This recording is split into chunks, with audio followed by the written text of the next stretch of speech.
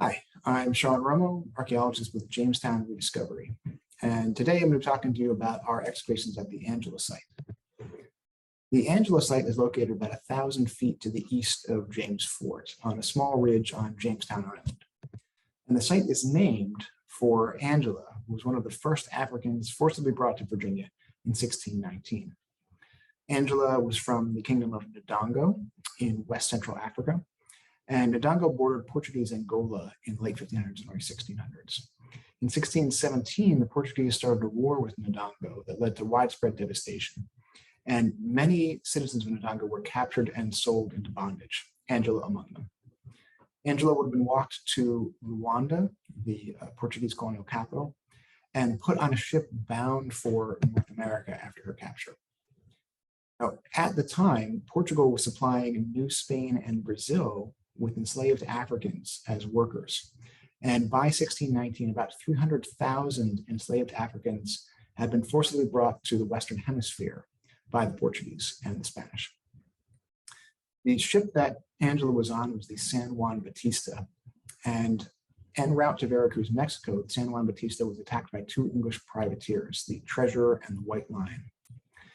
The San Juan Batista was disabled, and several of the Africans on board were seized by the privateers.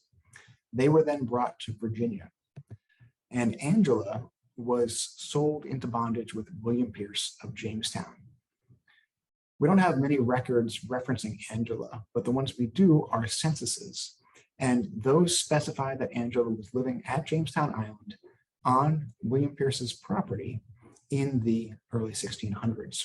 Now, the last indication of Angela at Jamestown we have is 1625, and after that she drops out of the historical record. But we know she's in Virginia from at least 1619 to 1625. At the time that Angela arrived, servants and slaves would have been living in the main house with the family of a landowner. So in this case, Angela would have been with several other servants at the Pierce household and with William Pierce's family. So we knew going into this project that if we were going to find anything out about Angela, what we needed to look for was a landscape, specifically the landscape that she moved through, the William Pierce landholdings at Jamestown. And that's because as an enslaved individual, Angela was unlikely to have any possessions when she arrived in North America. And even if she did, they would probably be so meager that it'd be extremely unlikely we would find anything we could directly say was hers from Africa. Once she was here, any artifacts that she would have been using, any objects she would have had, would have been English in origin, most likely, or at least European. And therefore, it would have been difficult to see her identity expressed in those artifacts unless we had really special circumstances. And so we went into the project anticipating finding landscapes to speak about Angela's lived experience in Virginia, as opposed to artifacts. Now, we were lucky in that we had an idea of where William Pierce had lived and therefore where Angela would have lived. And that's near the circa 1753 Ambler Mansion at Jamestown.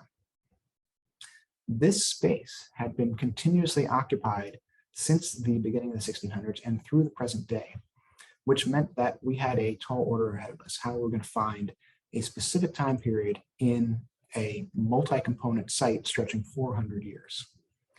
Now, we were looking for specifically around 1619 to 1640, because in the late 1630s, William Pierce and his family moved to Mulberry Island. And Angela may have gone with them or may have already been dead by that point. We don't know. But we do know that the Pierce foothold on Jamestown Island ends around 1640. And so if we're going to find any of the spaces Angela interacted with, we were going to need to look for archaeological features that predated 1640. So we began excavations in 2017, immediately east of the Ambler House, and continued them over the next 2 years. And by the end of the project, we had excavated 40 10-foot by 10-foot squares in this area. Now, we were not the first excavators to work at the Angela site. That honor goes to the National Park Service. In 1934, the National Park Service launched major excavations all over Jamestown Island and at the Angela site in particular. And while the work there was supervised by white archaeologists like H. Summerfield Day and J.C. Harrington, The actual excavation was done by African-American Civilian Conservation Corps workers. They dug in the shadow of the Ambler Mansion, just like we were planning to. And the very first thing we did before we started our project was to look at the notes and maps they left behind. Those showed us a landscape that was densely packed with archaeological features from a variety of time periods, but they gave us some good clues as to where to look for Angela and William Pierce. Now, we didn't just stop with archaeological records. We went back into the archives, looked at historic documents, looked at survey plats for the 1600s, even though many were a little bit later. Anything that could give us a clue as to how the landscape had changed and where we might find something that related to Angela. We also implemented modern technologies like ground penetrating radar. Again, this was to find the most high probability areas and target our excavations. So we started digging initially around two 17th century buildings that had been identified in the 1930s. These were structures 31 and 38. Now, the relationship between these buildings was not entirely clear, and the earlier structure, structure 38, was believed to possibly date back as early as the 16 teens, and therefore could have been the house that Angela lived in. And so we started our excavations to expose the remains of those buildings, and were able to expose several portions of each structure. Once we did this, we were able to determine that the earlier building, structure 38, actually dated to the 1640s. It was a government building, the Country House, built by Sir Francis Wyatt, and intended basically as a state house in this area. But since it was built in the 1640s, it post-dated when Angela would have been at the site. It was after the Pierce family had moved to Mulberry Island, and therefore was outside of our date range. The subsequent building, structure 31, was built after Bacon's Rebellion in 1676, and also was too late for the time period we were looking. The area around this, we were not able to identify any specifically first half 17th century features. Doesn't mean they're not there, but as yet we haven't been able to prove that any are there. Now, in the second year of the project, we decided to take a different tactic, and we moved closer to the Ambler Mansion in a space that had never been excavated before. And we hoped that by examining intact stratigraphy, we'd have a better idea of the history of the site. Now, we found several intact layers, although modern intrusions, such as this gravel path, were present throughout the area. But immediately next to it, you can actually see landscaping fill from the beginning of the 1800s. And that actually caps a historic topsoil dating back to the 1600s. That would have been the ground surface from 1607 until the early 1800s. In that deposit were actually cut several archaeological features, including the burial you can see in the left-hand corner.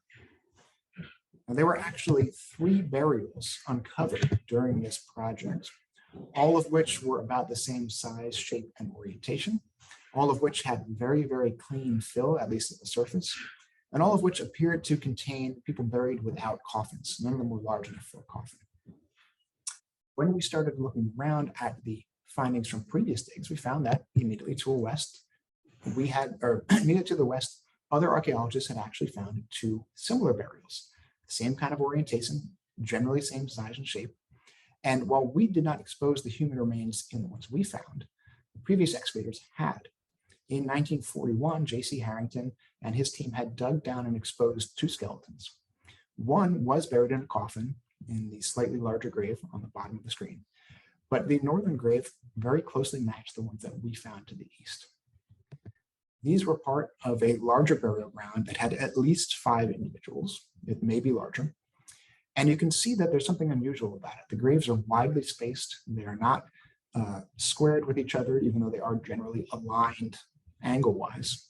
And we think what's going on is that these are unrelated individuals, probably buried at the back of a lot.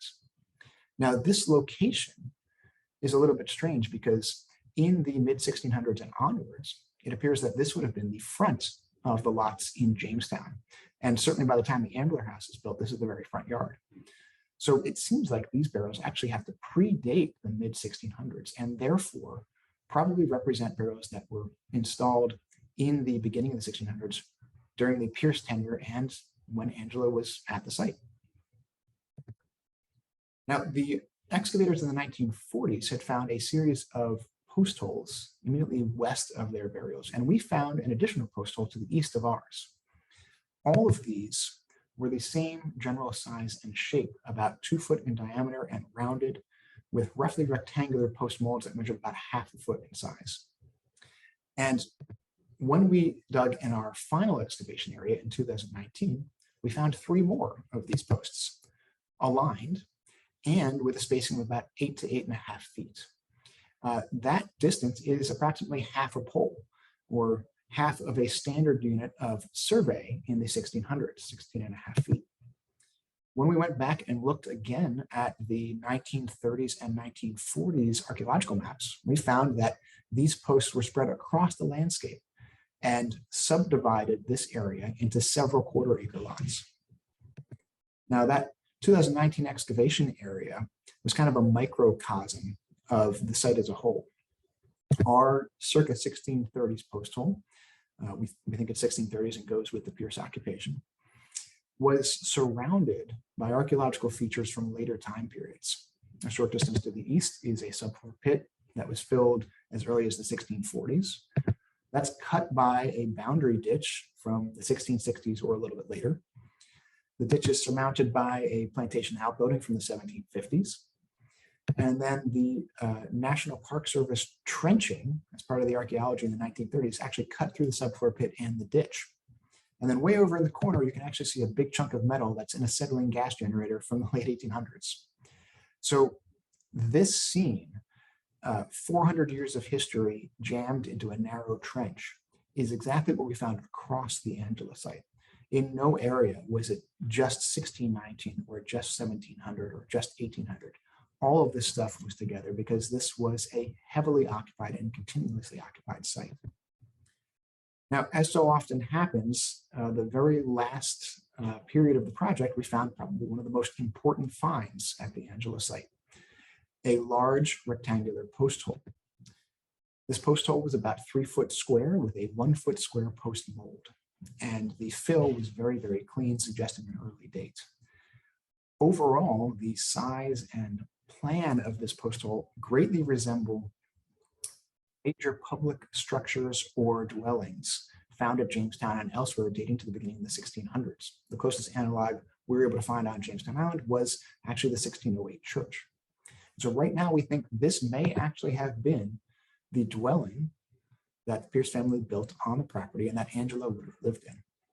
Now, we only have 1 post hole, but if you look at the location of the dwelling on the landscape, it actually fits with the broader pattern we've been seeing at the site, where there's a subdivision of the property into quarter-acre lots with the burials at the back of the lot and this structure at the front of the lot. So location-wise, it makes sense and fits with the rest of the property. If you actually look at an elevation map of the area, you can also see that the fence lines are bracketing out a overall 1 acre home lot on the very top of a ridge. This would have been prime building area in the 1600s. And right now we think that this is the landscape that Angela moved through. We've only really scratched the surface though, and there's more work to do to prove that this is where Angela lived and maybe identify other features. Now, as I said before, this dig started with Angela, but we found much, much more.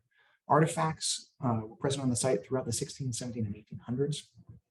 The government building that was built there, structure 38, was probably one of the structures where folks debated laws codifying race-based slavery over the next 40 years from 1619 to the 1660s. We have the Ambler Plantation with a large enslaved African population, as evidenced by cowrie cells and slave quarters. And in the American Civil War, this was actually a haven for escaped slaves. People escaping from bondage were coming here because the Union Army was camped on the island, and freed slaves were living in the Ambler mansion. And then, of course, in the 1930s, the first archaeological work was done by African-American men. So the Angela site excavations started looking for 1619 and started looking for Angela, but what we found was a really deep and profound connection to American history broadly and specifically African-American history. Thanks for watching, and I look forward to your questions.